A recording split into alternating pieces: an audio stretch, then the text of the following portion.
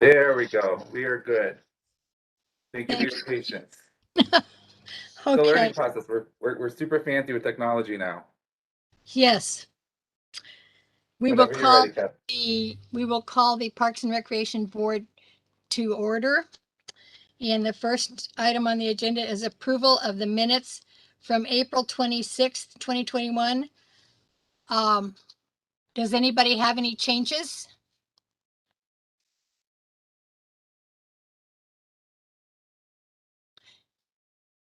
Chuck?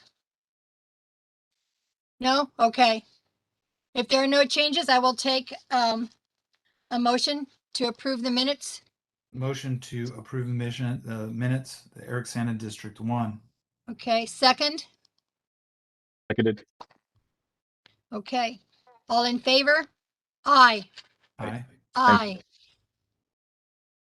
Okay. The second item on our agenda is briefing on using the Howard WP Greenway Trail System as mobility options. Homer, do you want to introduce? Yes, Madam Chair, and good evening, Parks and Recreation Board members. I wanted to introduce Tamika Monterville. She is the director of the new Transportation Department.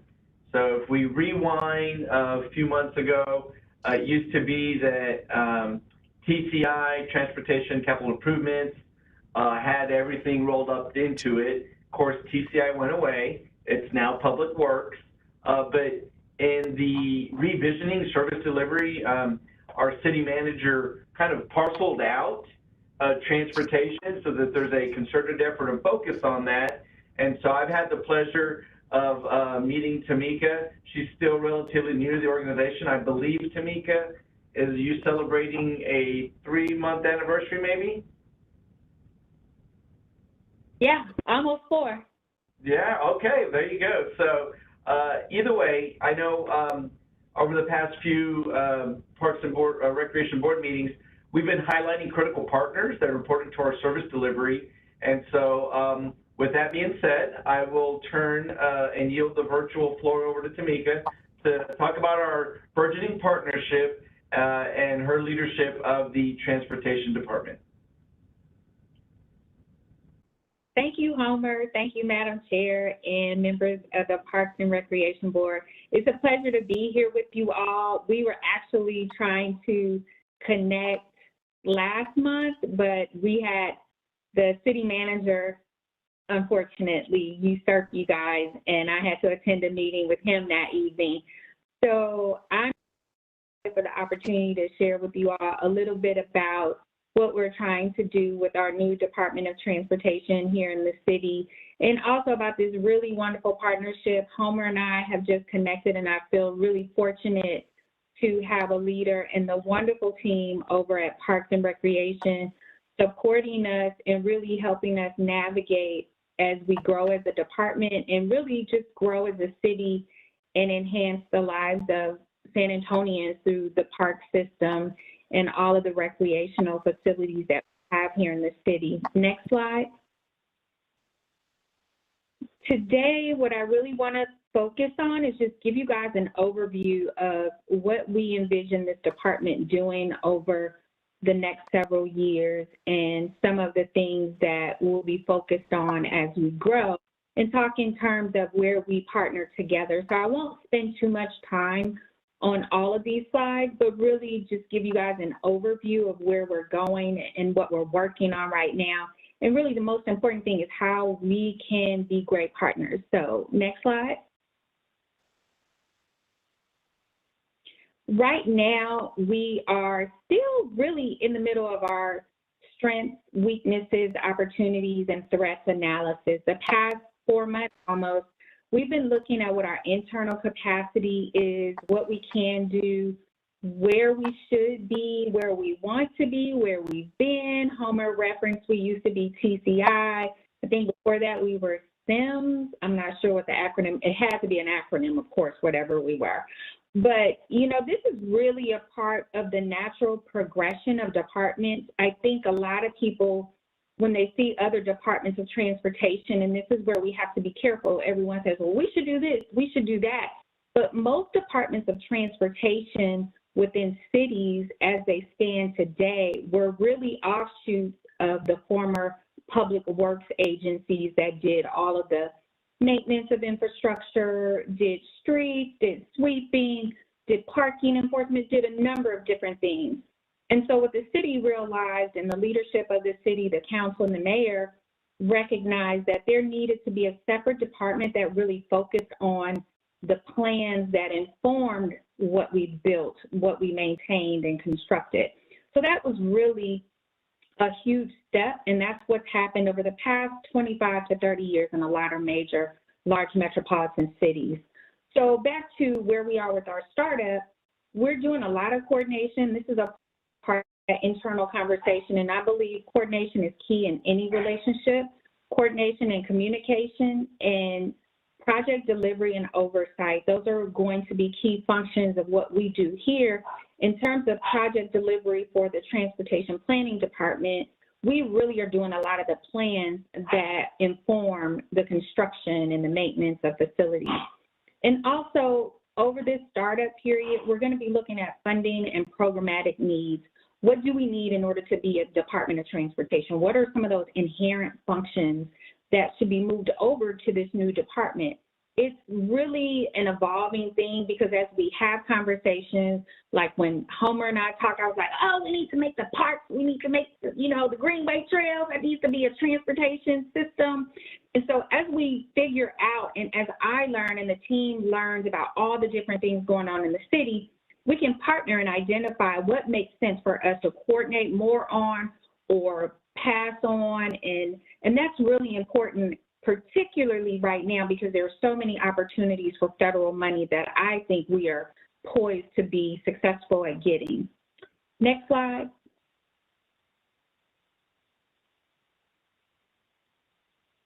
So what are the focus areas? When you look at other departments of transportation, there are a lot of different things that go on.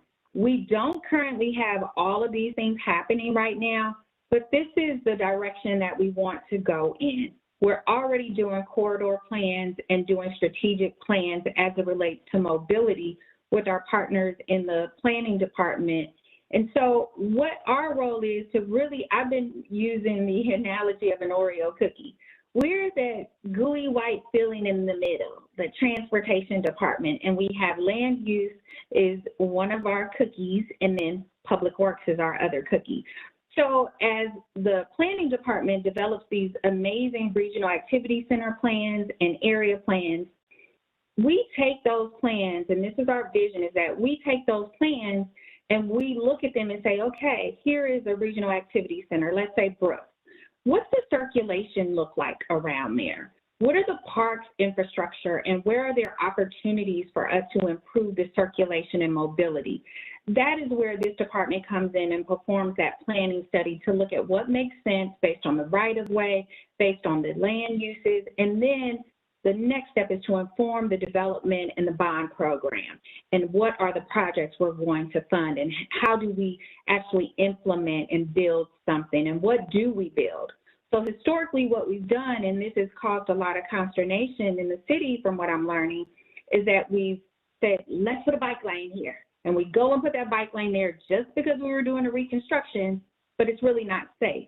And so we have a lot of crashes and incidents, and that's what we want to change. We want to change the approach and take our time and be thoughtful so that these plans live longer than us and they inform what we ultimately end up building. Another thing that we're doing in this department is service delivery. We may not directly operate transit service or different types of mobility, but it's really an important function of this department to be oversight for those providers of services, to include VIA, working in partnership with them, making sure that as we work with them to identify changes in bus service, are we connecting to the parks and recreational facilities that we know and you all know are really popular, but there is not frequent bus service there. So when we talk about service delivery, anyone who's providing a mobility service in the city, ultimately this department, we envision ourselves being those staff, project managers who are governing and doing oversight of those contracts, making sure that those providers of services such as the bike share program, that they're locating those bike share facilities throughout the city and not just in our tourist areas, because it's important for us to have equitable services. Additionally, there's the oversight and compliance piece of what we do. We have discussed this internally, and we think that maybe in the future, the ABA component and piece of work that we do in public works, maybe that might fit better in the transportation department, because we deal so closely with mobility and how people actually get to places. The other component of our focus area is project delivery. We have our bicycle infrastructure maintenance program where we maintain bicycle infrastructure. And we also do some construction of projects based on Vision Zero, doing road diets. We're going to continue to deliver projects, not to the degree of public works, because we're not a public works department, but we're going to really inform that. And so depending upon the funding source, depending upon the project, we may also have a hand in actual project delivery through our consultants and also doing oversight. The other piece of work that we will focus on in the future is grants administration. There are a lot of grants out here that we have not participated in or competed for just because we didn't have a department that really focused on that and didn't have the expertise to do that. So we hope to expand in that area as well. Next slide. So everything I say is a lot of stuff. How are we going to get there? Who's going to do it? Where's the money coming from? You know, it's really critical for us as a new department to be realistic about what we can accomplish in this first year, and realistically, what can we accomplish programmatically based on the needs, based on our current conditions and the current climate. So we're working with our partners, and that's why partnerships are so important, because if we're developing a scope of work for services for a transportation planning study, and we know it's adjacent to one of the parks and recreation areas, why not incorporate your needs as well? So collaboration and coordination is key to me. Next slide. When I mentioned the grants administration, there are a number of discretionary grants that are available, but historically, when we talk about transportation infrastructure, I think a lot of cities, not unlike San Antonio, we only focus on the actual building of roadways. So through our MPO process, the Alamo Area Metropolitan Planning Organization, which is the funnel through which we get those federal dollars for highway and transit programs, we typically only focus on the highway piece. But there's a huge component of discretionary grant programs, which many of you may be familiar with, that we can also compete for. And so partnering with parks is going to be instrumental in helping us to leverage that. Next slide. So I mentioned the federal highway formula, and this is typically what most cities are familiar with through the MPO process. So you really don't focus so much on those other discretionary grant opportunities, which there are a lot coming down the pike with this current administration. So we're going to be working a lot to identify what are those best projects that we have that can compete nationally for some of these discretionary grants. Next slide. Programmatic needs. So these are some of the things that we envision working on. The multimodal transportation plan was completed a little over 5 years ago. And with that plan, we didn't even include a lot of the mobility and micro-mobility services that are in the universe today. So over the coming years, we will be updating the multimodal transportation plan. But just because it's going to be several years from now, it doesn't mean that we're not doing planning for transportation as a part of the regional activity center plans and the transportation studies that we're working on now. The main ask for this department next year for our fiscal year 22 budget is going to be funding for an updated bicycle master plan. And some of the key elements, which I think really are important to you guys and to us, are integrating the Greenway Peak Trails, the Greenway Trails into this document. I think for so long, we've only applied for funding through the call for projects as a transportation alternative or a CMAQ for the Greenway Trails. But what I know for sure is These trails have been utilized more in the past year as a mode of transportation for people to get to work than any other time probably in its history.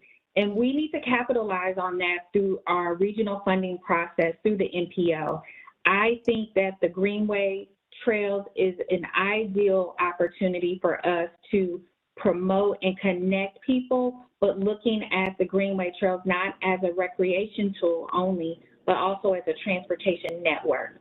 And so with the Bike Master Plan update as a part of our plan, we want to develop a system and a plan for enhancing bicycle infrastructure such that we will have a primary network of bicycle lanes and infrastructure and a secondary network, much like your roadway system, your highway system, and also like our transit system. We have a primary network, and then we have those bus routes that don't run as frequently, but we have the Primo system. So similar to that concept, that's what we want to come out of the update to our Bike Master Plan. Additionally, our team in the department, we manage the updates to the Major Thoroughfare Plan in coordination with development services and developers, and also with our planning department. That's a function that's in our department, and also transit-oriented development. We have so many recreational facilities that could potentially become TOD facilities in partnership with VIA. If we coordinate and identify these locations, we can potentially compete these types of ideas that have never been seen before at the national level. That's something I'm really interested in, and that's something I think through the years we will identify some projects that can speak to that. Other programmatic things we do within the department today are coordination with VIA on their services, with AMPO, with the Federal Highway Administration, and we also partner with developers to make sure we're providing them with the information associated with mobility along the corridors in which they develop. We also have a complete streets policy, and we lead the Vision Zero program, which is focused on reducing the number of pedestrian fatalities and also serious injuries of bicyclists. Next slide. Engagement, engagement, engagement. It takes all of us to make this stuff work. I think some people think we engage, but we engage in our silos. So a huge part of our first year is really to get to know people. I'm spending this time, the team is learning who are all the players, how do we get here, and where do we want to go? And that involves learning from you all what your needs are. Next slide.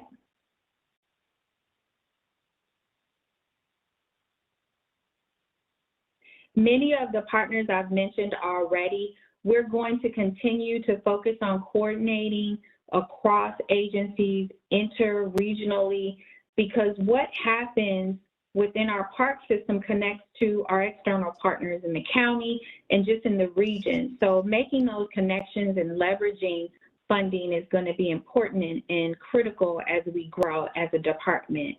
Next slide.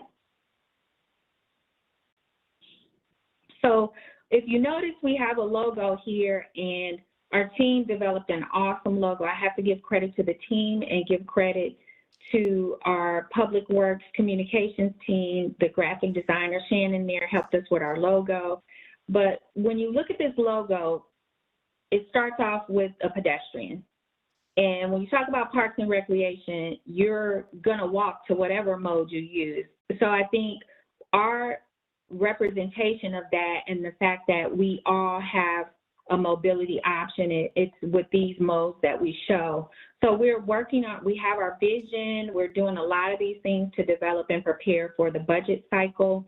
Some of the things I'm really a fan of is doing community walkabouts, even though I got rained out from the first one. I won't even mention the snow. But these are really, really critical to understanding how people navigate and move about and what some of the challenges are.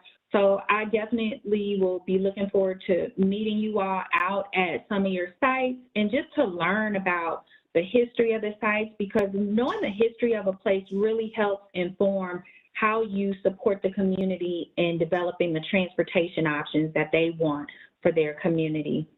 So partner participation and staff messaging. This is really important right now because we're a new department.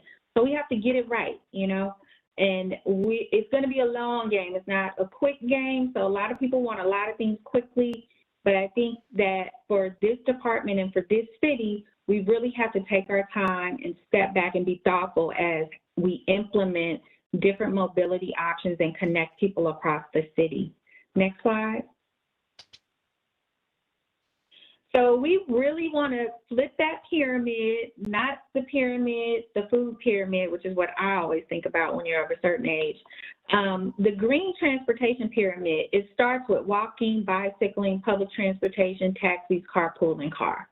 And we felt it was really important for us to start off with our logo that spoke to this transportation pyramid. I enjoy driving my car. I have about 70,000 miles on my car. I am not someone who's like, oh yeah, it's got to be bike. Oh, you have to, you know, you have to do the van pull. It's about options. And we want to make sure that we support San Antonians in whatever way they want to move about.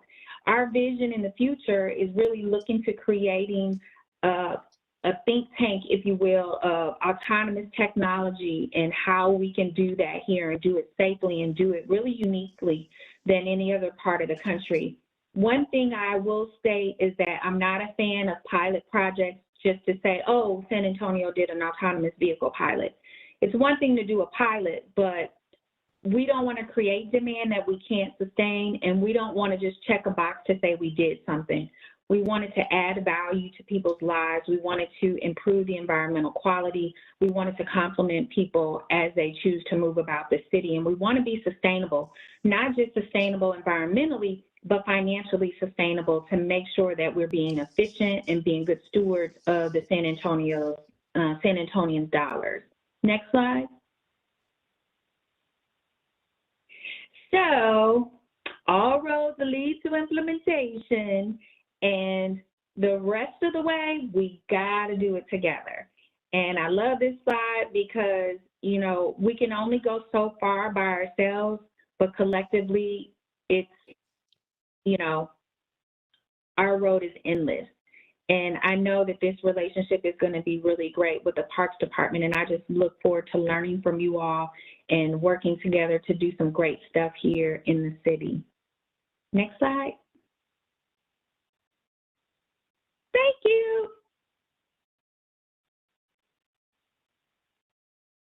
Thank you, Tamika. I really appreciate the energy in the presentation.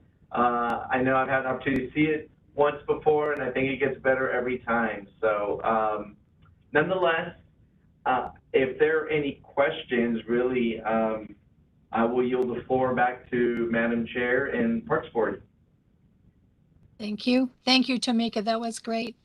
Anybody have any questions or comments or anything? I think you did a great job, Tamika. Thank you, Madam Chair. I'm so freaking excited about these trails. Y'all just don't know. I did. Homer already knows I'm crazy. But let me just tell y'all, okay, so the presentation is over. I'm a lot of energy. Let me just say that, first of all. It might be a lot at 6 o'clock. But let me tell y'all, my husband and I rode the trail in March. Was it March? In February, right before the beginning of March, we did Leon Creek. And we haven't been able to get back out there because we got a little puppy. But we just ordered our stroller. So we're going to get back out there on the trails. We're right in Alamo, so we're near Salado Creek. But I'm just super duper excited about connecting these trails. And I'm going to tell y'all right now, if it's the last thing I do with my work here in this department, this bike master plan is going to include these trails, and we're going to get this, we're going to complete the circle. Because it's just, to me, I just cringed when Homer told me all about it. And then when I went out, and then when I saw, oh my gosh, we have these little pieces that we just need to connect. And then I saw how we requested a lot of funding in the TIP. And I was like, oh, we could have had this built. So I'm really excited about getting that done. That's really probably going to be one of my little pet projects, just to keep moving the needle and getting more money for the trails to complete that network. So that's like my fangirling out on the trails. Thank you. Madam Chair, I did want to add something. This is David McCary, Assistant City Manager. Yes, David. Mrs. Monteville, thank you so much for integrating traffic and transportation with Parks and Rec and how you're integrating other departments to make certain that you're aligning the very best of San Antonio. So I just wanted to take this time to thank you and Homer for working collectively as department heads. This is going to be amazing. Thank you. Thank you, Mr. McCrary. Thank you, Madam Chair and Homer and the team. You guys have my number. If you need anything, just let me know. And I just appreciate the time, and I'm so excited about this relationship. Yeah, Thank and you we so are too. much. Yeah, and I was going to say, for the record, Tamika, no, I don't think you're crazy. You have a lot of energy. Don't lose it. It's infectious. We've had some great dialogue, and completing the park trail system and expanding it is really a priority for us as well. So I'm looking forward to what the future holds, and we will keep on going. So thank you very much for challenging us to do more and be greater. We're up for the challenge. I look forward to it. Likewise. Thank you, Homer. Thank you. I just want to thank you as well. This is Eric at District 1. That your energy is amazing. And we've been worried about the funding for the Greenway trails and what's happening. I mean, I think everybody here is deeply concerned. This thought just hit me right there when you said we got to complete the circle or come as close as we can to doing that. And we have a very impressive semicircle. We call it a greenway, and I just thought, well, it's almost a green belt, like circulating, and that would be amazing if it becomes a belt. Wait, Eric, I gotta stop you. So I used to live in Greenbelt, Maryland. Let me just tell you that. So if any of you are familiar with the WPA, the Work Progress Administration, I lived in Old Greenbelt, Maryland, and it is one of those places where when you think about the New Deal, when you think about infrastructure and you think about the opportunity we have right now, like this speaks to the modern New Deal and being able to complete that. When you said Greenbelt, Eric, I'm sorry, I got a little crazy, but yeah, okay. That's it exactly. I mean, I know in Boise, Idaho, theirs is called the Green Belt, but it's a straight line.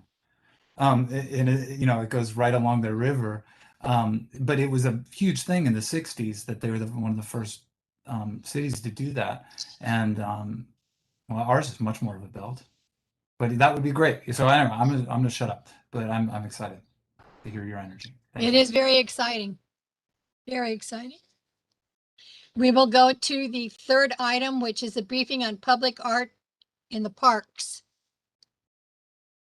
Yes, Madam Chair. So I think our last briefing was about 10 months ago, and at that time we had set a timeline for where we would come back twice a year to provide an update on public art.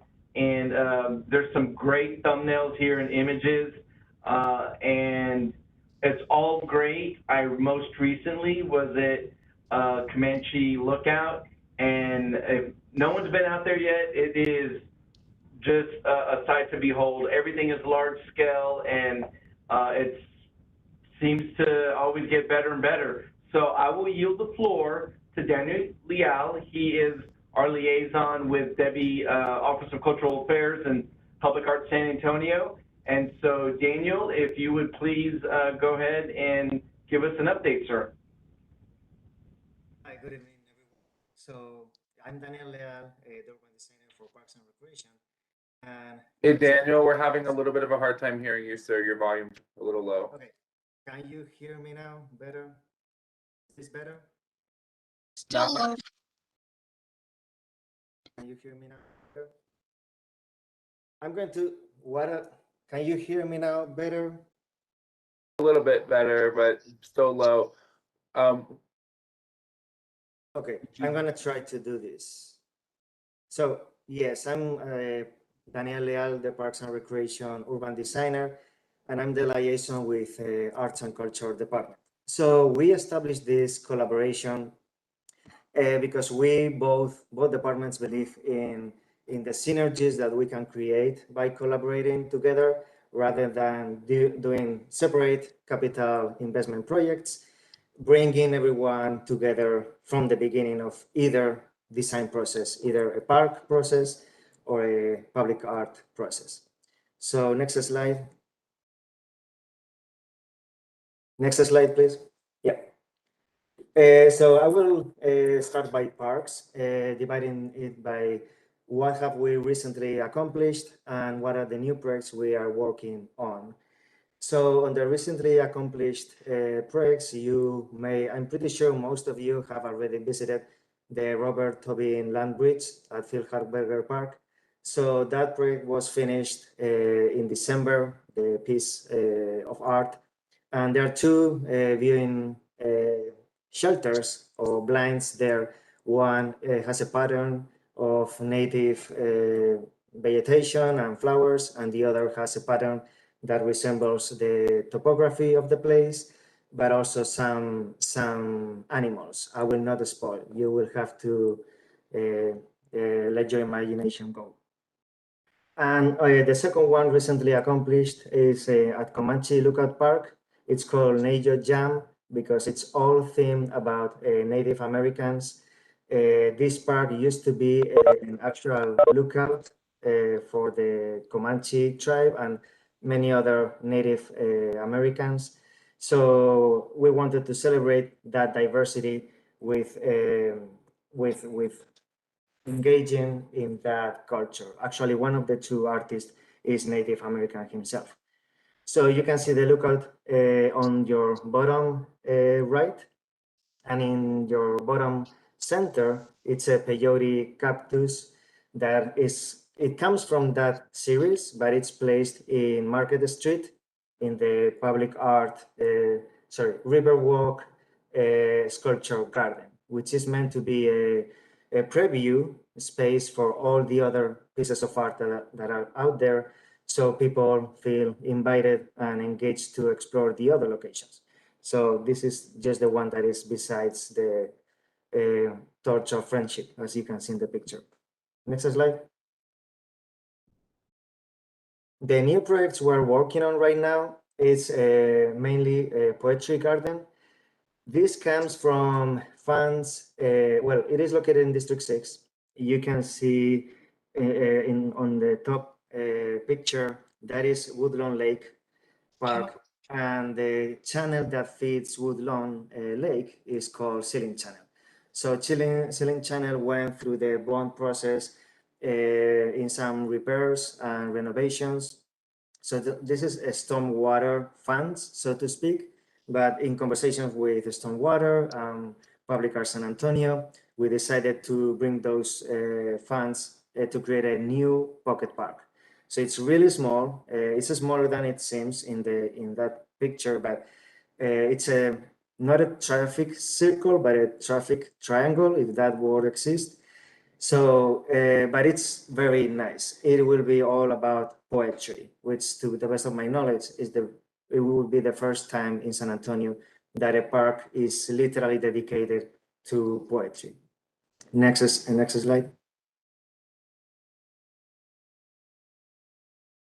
So, and this is a preliminary concept. It's still under review, but basically what we're doing is we have engaged with 7 local poets, and we have paired them with visual artists, 7 visual artists. So we will be pairing small poems around one theme. For example, water, sun, magnolia, mistletoe. Those are the names of plants and streets that surround this park, with actual murals that will be placed in the bench you see on your right.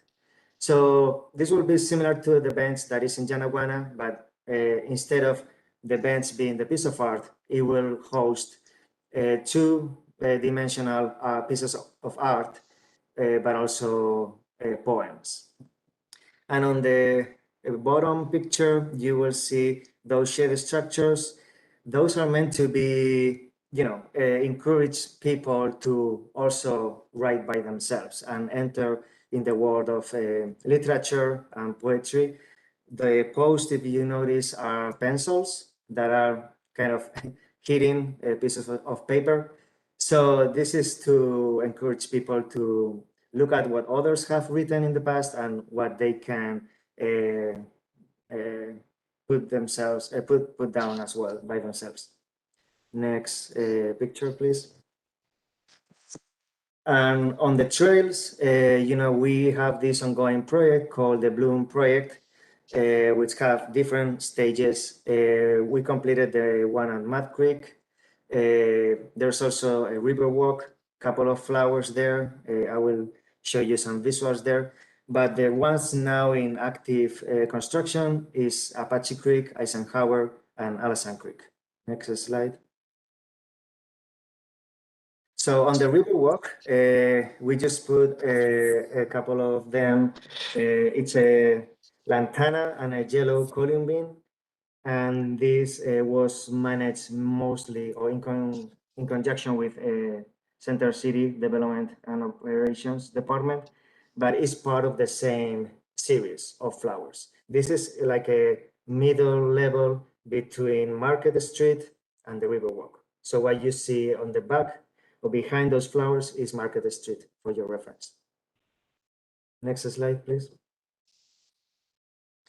This is in Eisenhower Park. So, Eisenhower Park is where Salado Creek and Leon Creek meet. And the trailhead already was, enhanced in terms of design from the very beginning. But we also will be bringing 3 flowers to celebrate that even further. So this will be a cedar sage, a green thread, and an antelope on milkweed. And by the way, all these flowers, you may notice something a little industrial in them, because it's not just a reflection or a copy of a natural flower. It resembles a flower, but it also plays with pieces of bikes. So, there are gears, there are bike seats, and other parts of a bike. Trying to bring in those 2 worlds together. Yeah, next slide, please. And this will be on Apache Creek in Brazos Street Pocket Park. This is one project I mentioned last meeting because it's part of the West Side Creeks. So we will be enhancing that pocket park with those 2 flowers. One would be an Indian paintbrush, and the other is a mealy blue sage. Next slide. Beautiful. Finally, in Alasan Creek, where Alasan Creek meets Martinez Creek, there's a park there called Farias Park, and we want to put another 2. I believe we will be putting 2 more flowers there to be viewed from both Alasan Creek and Martinez Creek. And this is what I meant by the pieces of the bikes. So it's a blend between nature and, the biking community icons, if you will. In this case, it will be a four-nerve daisy and Salvia texana. And I see Melinda is making the point, and she's right. The poetry garden is actually in District 7, not in District 6. Sorry for that. And that's pretty much my presentation. I didn't want to too deep into each project, but let me know. I'm happy to take any question. Thank you, Daniel. Anybody have any comments or questions? They're beautiful. The flowers are. Thank you so much, Daniel. Thank you. I'm very, very excited about that. Thank you. Okay. We will now go to action item 4. This is action related to approval of Parks and Recreation Board bylaws. Homer? Yes, Madam Chair. So I know we had previously highlighted our work in looking at just common bylaws for boards and commissions. And so upon review, we realized we don't have any, but Ryan has been working with the city attorney's office.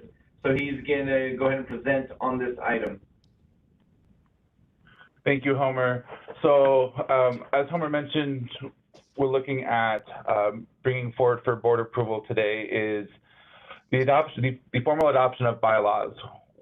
Previously, the board was created in the early 50s and then updated in the 60s by city council ordinance. Since then, there has been a manual per se that did highlight some responsibilities and some purpose, but not some official bylaws. And so as we're looking at just some consistency of some of the other boards within the city, we wanted to bring forward today a simplified version, but a version nonetheless of a bylaws for the board. So what we'll be asking today is to review the bylaws. The bylaws were sent previously on Friday for everyone's review. We will quickly walk through them today as well for the public's viewing as well. These are consistent with other city boards. Animal Care Services has an advisory board that has bylaws. And so we'll be working through the Conservation Advisory Board within Parks has bylaws. So we'll be working through our board and then also looking at feasibility with the Linear Creekway Board to get consistency. Some of the key highlights of the bylaws, and then I'll go ahead and pull those up. It does ask to annually elect a chair and a vice chair. It does not set any sort of term limit of the chair or the vice chair, but it does say that every year we will need to elect a chair or vice chair. What is different, what will formalize through the bylaws is it does say that the Parks Board will meet at least 6 times per year, generally every other month, which will allow the department to continue to bring the items forward to Parks Board that are a good beefy meaty conversation of what are we doing versus kind of piecemeal and we'll be back next month sort of thing. So we have an opportunity to have a little bit more of a robust agenda that sort of all encompasses what we're doing, but also recognizing the time commitment of our board members as well. The dates and times that are set by the board each year, so that is an option for you to think about as we move forward. Does the 4th Monday of every month at 5:30 work for the board? And so that may be something to think about as we look at our next board meeting. If so choose, we could put an item on the agenda that would then basically set the agenda dates or the meeting dates and times for the remainder of 2021, and we have the ability to move those around. We do know there are other boards that meet. We have a couple of members on the board that are members of other committees or boards within the city. So does that create any sort of conflict of time? So we just wanted to remain cognizant of that.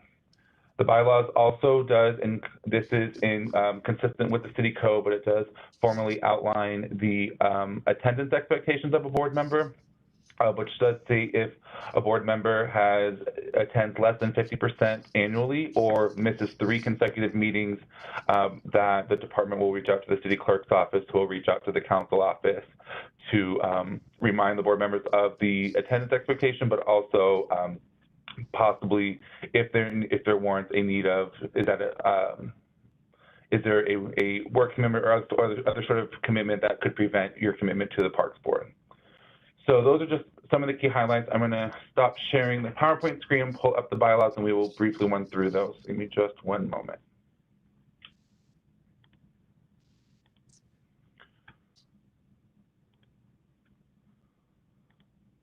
Okay.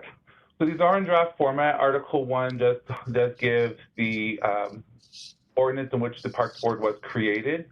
Article 2 does explain the purpose of the board, which is to serve an advisory capacity. Article 3 talks about the membership of the board. So I'm not going to read through this word for word. Everyone does have a copy of the bylaws for your review. For any of our viewing public as well, the Parks Board does consist of 11 members appointed by City Council, 1 from each district, and the mayor. Each of these appointees are serving for 2-year terms, coterminous with the adopting City Council members.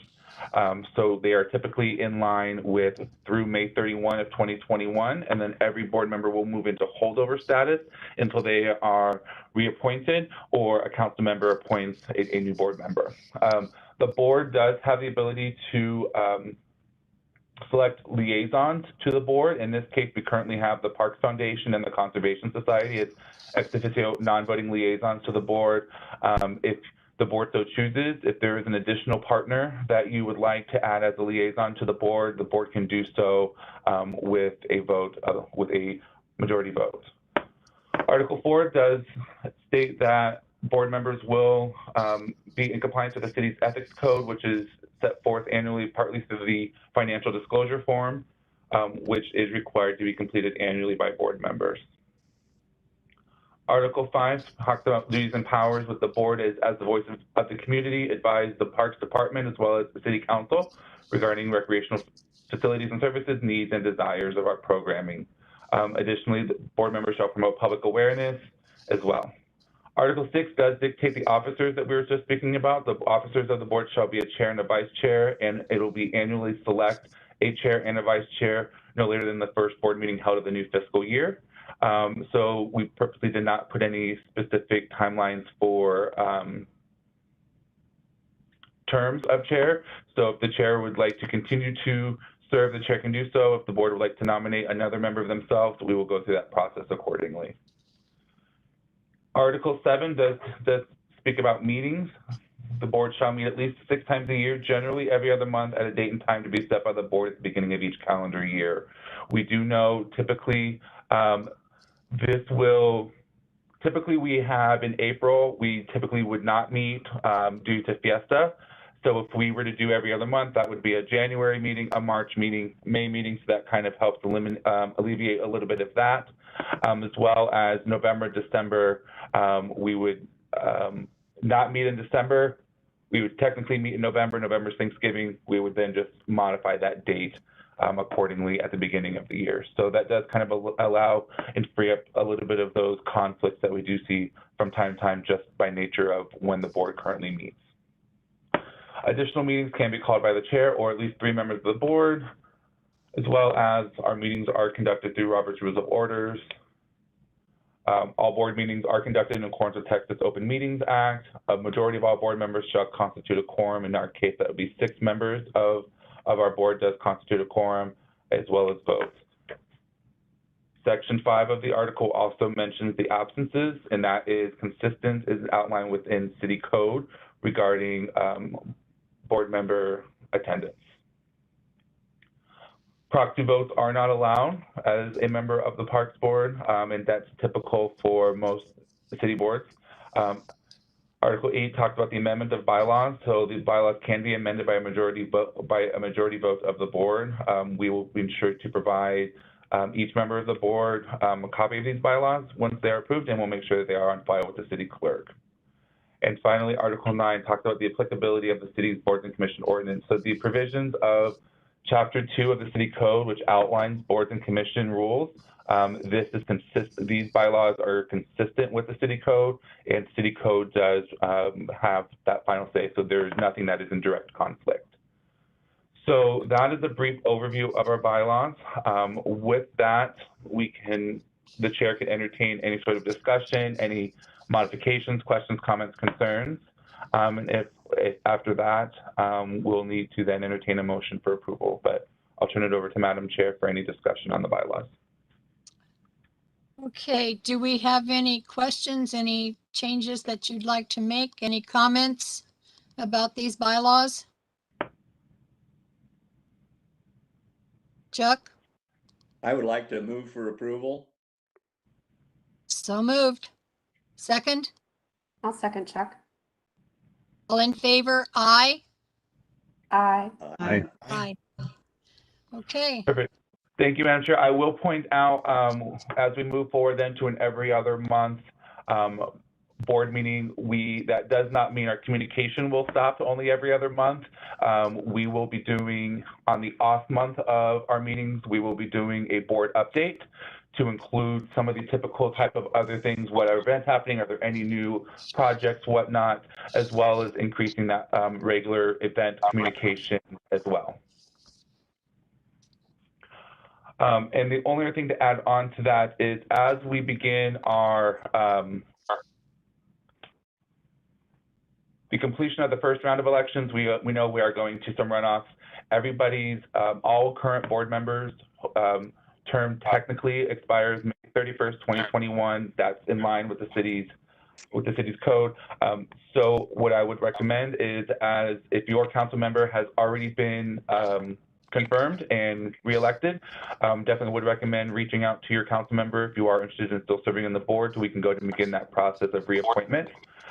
We already have one scheduled to be on the agenda in June with District 4 with Kathy for reappointment. So I definitely do recommend that you reach out to your council member, and then as our new council members or the result of the runoff elections occur, those council members will also will need to go through that process as well. So I just encourage you to reach out to your council member to begin that process, and we can help assist you with that as well. If your council member agrees, you do need to go online to the city government thing and file a new application. I have already done that, but if you haven't done that, to be considered, you need to file a new application. You go on to the city government website. Yep, I'll be sure to include, as Homer goes through his director's report, there are some events and flyers he'll be speaking about, so I'll be sure to send those out in the morning. In that email, I'll also include the link to the boards and commissions website, which will give you the ability to do your application online. But then again, do encourage you to make contact with your council member as well. It is my understanding that we may have a resignation. I don't have that officially yet, but District 5 will also be pulling himself back from the board. So we'll work through that process as well. And with that, turn it back to Madam Chair and then to Homer. Okay. The last item on our agenda is the director's report, and we'll go to Homer. Yes, ma'am. Thank you. Well, it's a little light. It's really more centered around just some public opportunities and events to highlight Parks and Recreation and all of the great efforts by our team. We see here this Thursday there's going to be the Huebner Creek Trailhead groundbreaking ceremony. So this is, of course, working with Council District 7. It's going to be from 9:30 to 10 a.m. And so as we find ourselves putting the pandemic, further and further behind us in the rearview mirror, we've seen a little bit of an uptick in working with Public Works to either celebrate completed projects, but then also, we want to highlight those just to show all of the great work and plans that we've slowly been pulling along throughout the pandemic. So that'll be this Thursday. And then I don't know if anybody saw over the weekend, but looking back 1 week, I think it was a week ago today, we did a ribbon cutting at Kingsborough. We opened up a dog park, and it's really 2 dog parks. So we have an area for small and large dogs, and that was funded by the council office, actually. I think she had contributed over $2,000 in support of that project. So we're excited to be doing these. We're working with Public Works on a few others that we're trying to get going. Nothing has been, other than this one, nothing has been firmed up just yet. But as those become available, we'll make sure that we communicate those separate from our constant contact list. Work with Ryan and make sure that we're reaching out to all of our board members individually just to make sure that we can celebrate this and highlight the great work that the community has come to know with Parks and Recreation. Separate from this, this is a huge one. Everyone is very familiar, of course. I call it the new Dawson Park for short. So for those that have followed the Hay Street Bridge and the green space adjacent to it, we know for really the past decade, I think it's been a long time coming. In the summer of 2019, there was funds allocated for a concept development plan and that was directly tied to an ordinance that was passed, which basically said this is going to be a park. It's just under 2 acres. I think it's right at 1.7 acres. And so we had to have that development plan done per ordinance by the end of calendar year 2019. We were able to do that. We had a very robust public engagement process, and that included broadcasted meetings. We were at Austin, and we got the plan done. And then heading into calendar year 2020, the pandemic was upon us. And so that kind of slowed things down a little bit from keeping the momentum going around the project. But in the adopted budget for this year, I believe there was $4 million for capital improvements to develop this green space. So what we're doing is kind of our coming out party 2.0. And so we're going to begin with a virtual meeting this week. We will be looking at various forms of re-engaging the public. Not all of them are going to be virtual. This is just a kickoff. And really, it's focused around kind of reminding everyone where we're at, but as we get into actually some design elements. And so that's what we're working towards, is coming back to the public and actually designing the park. We have a great concept plan in place, a lot of amenities packed in this less than 2 acre park, but it's going to be a fantastic green space. And so we know the community's been looking forward to this. We've already received some calls just talking about what's next after this Wednesday, because I think there's some that are not going to be able to participate, but we let them know there's not any missed opportunities. So we're going to look to have a landing page similar to last time, where at any given point, the public is able to access information and see exactly what's going on with the Berkeley V and Vincent M. Dawson Park. And so we're working with Public Works hand in hand and making sure that we drive this forward. We're excited. I've said a lot about that, but this is huge. And so I want to make sure everyone's aware of that. And then moving off of this, we're just kind of highlighting our summer youth program. Registration has already started.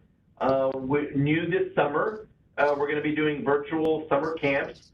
So we've talked a lot about working with Nikki and her team on just new ways to deliver programming and making sure that we're being responsive to the needs of the community. And so, Nikki, I'm going to ask, I don't know if there's anything, I don't want to sell it short, so I don't know if you have anything you'd like to highlight as it relates to the summer youth registration. Yep, so on the traditional summer youth program, I think Sarah presented maybe a meeting or two back, but just as a reminder, we will be at all of our park sites. And then actually we did have a few school districts participate with us this year, which was nice. And we will be providing camps. The first group starts June 7th. And when I say that, we have 3 different start dates because our school districts are on so many different calendars. So we adjust our start dates around the school calendar. So even if it's a park site, it's scheduled around whatever district it sits in, because I mean, that's likely where our participants will be coming from. So the first group will be June 7th. It's all day. We provide hot meal. What we did decide this year is to only offer the reduced fee. So we have a full fee and we have a reduced fee. $25 for your first child, an additional $15 for your second child, an additional $15 for your third child, and then that's it. Like, you would never pay more than, what is that, $55 for 4 or more kids. So that's my quick math for the day on a Monday. Anyway, so yeah, so we're at almost 70% registered already. So we know parents are looking for the summer. You know, we couldn't get into as many schools as we would have liked. I think honestly, a lot of schools are playing catch up from the year. It's been a very challenging year for a lot of people, and I think they're working on playing catch up a little bit with some of their students and just offering other things, which is great. As long as the kids are engaged, that's really what we're looking for. So we have our curriculum, we have our staff that we're working on, and like I said, the first group will get going June 7th. So, and if you know of anybody or you want to share it, we're getting filled pretty quick, but as of right now, we have about 30% capacity still available. The virtual summer camp is something completely new this year. If anything, the pandemic taught us is to get outside of our box and see other ways we can engage folks. You know, while our numbers have looked better and our restrictions have lifted a bit, there's still a lot of people that prefer to be at home, keep their kids at home, even if it's just for part of the day. So what we did was we looked at what could we do. You know, we already have some virtual offerings, but this is going to be our first go at virtual camp. It is not going to be a complete summer camp the way that first program that I talked to you about is. We will do, it's like half days, and they'll be done a week at a time. So you'll register a week at a time. It's completely free. And we'll have on Mondays and Wednesdays, there's a time frame for 6 to 8 year olds and a time frame for 9 to 12, because we're really tailoring our activities on specific age groups, because you wouldn't teach a 6-year-old the same way you would do a 12-year-old, right? And then on Tuesdays and Thursdays, it would be the same 6 to 8, and then we would do 13 to 16. So we're going to go up to 16. We'll see how many participate, and every week is going to have a theme. So things like Olympics 2021 are going to be a theme, Junior Naturalists, Time Traveling Wonders, Comunidad. We have themes, and that will stay for the whole week. So, you know, just commit to a week at a time. It's free, and hopefully people enjoy it, and we'll continue doing it in the future. So it's our first go at it, and we're excited, and we will see how that goes. So registration, as you see up here, opens June 5th for that. Homer, you want me to take the next one? Go ahead, man, you're rolling. Okay, pool season. So I will tell you, this one's a little bit challenging for us this year. Right now we have 6 pools open. They're open, excuse me, on the weekends from 1 to 8, and they're open Tuesdays, Wednesdays, and Thursdays in the evening. And we do still offer lap swim at Woodlawn. So our plan is to open another group of pools on weekends only in June, and then hopefully another group of pools in July. I will tell you, this year has been extremely challenging from a hiring perspective, and it is not unique to us. We have kept in touch with other cities, other public agencies who are trying to run pools. I mean, people are doing signing bonuses there, and it's tough. It is tough all around. Even the summer youth, a lot less numbers applying for those programs, and I think for a lot of reasons. I think on the pools, I think some parents we do hire, I think it was more than half of our folks are under 18 that we hire for lifeguards, and that's the primary position we're looking for right now. And a lot of parents don't want their kids working yet.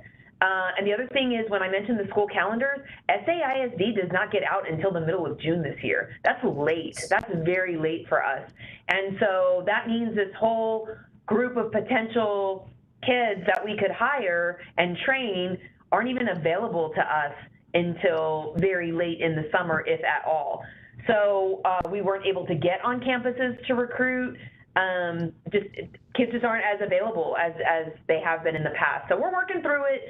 You know, we have the 6 we have right now. We're working really hard to get another group open in June.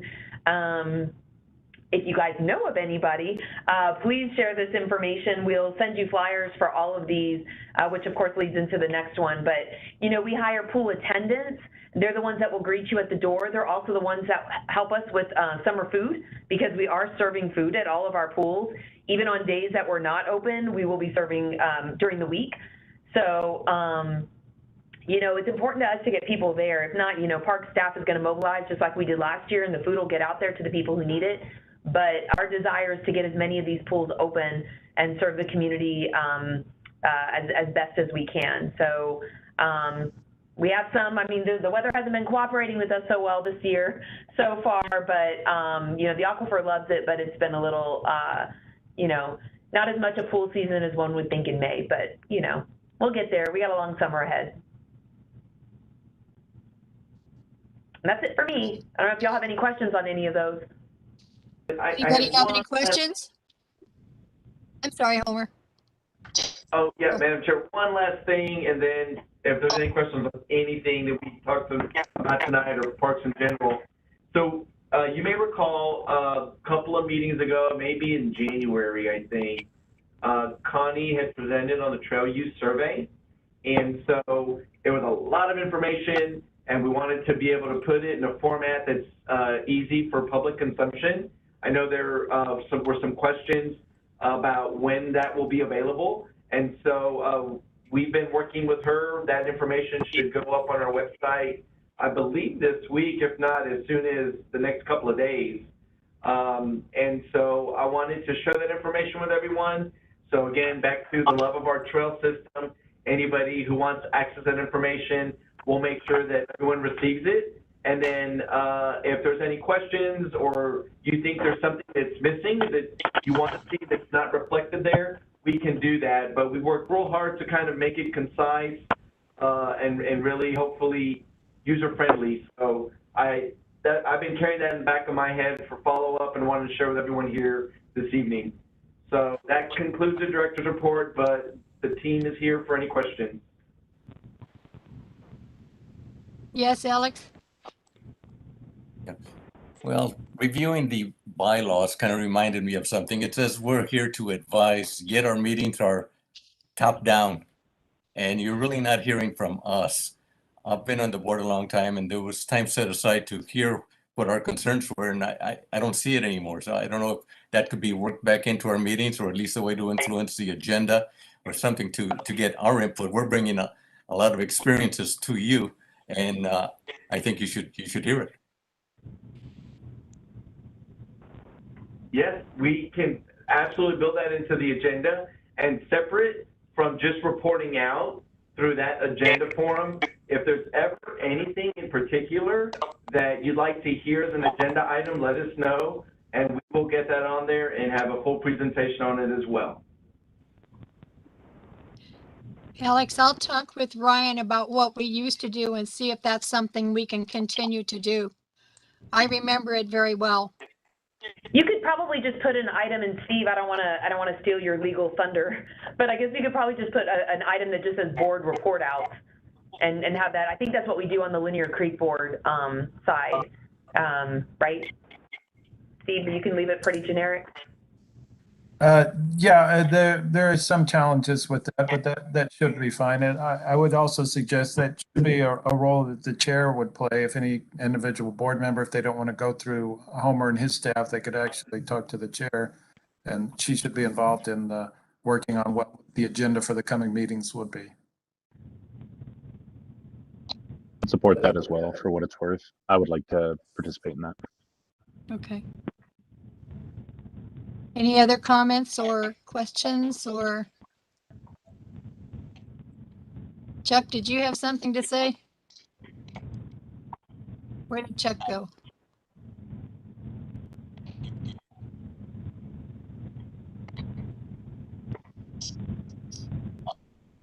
Ryan, can you hear Chuck?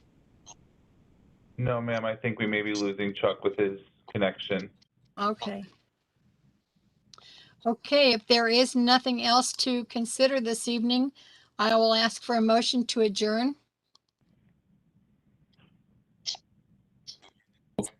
So moved. Second? Second. Robert, all in favor? Aye. Aye. Okay, we will be adjourned. Thank you all so All right. much. Our next meeting, folks, will be the end of July. I'll make sure to get an email out. I'll include that in tomorrow's email. Thank you. So much. Have a great night, Bye, everybody. everyone. Okay. Have a great week. Thank you. Ryan, I'll call you tomorrow about that interaction with board members.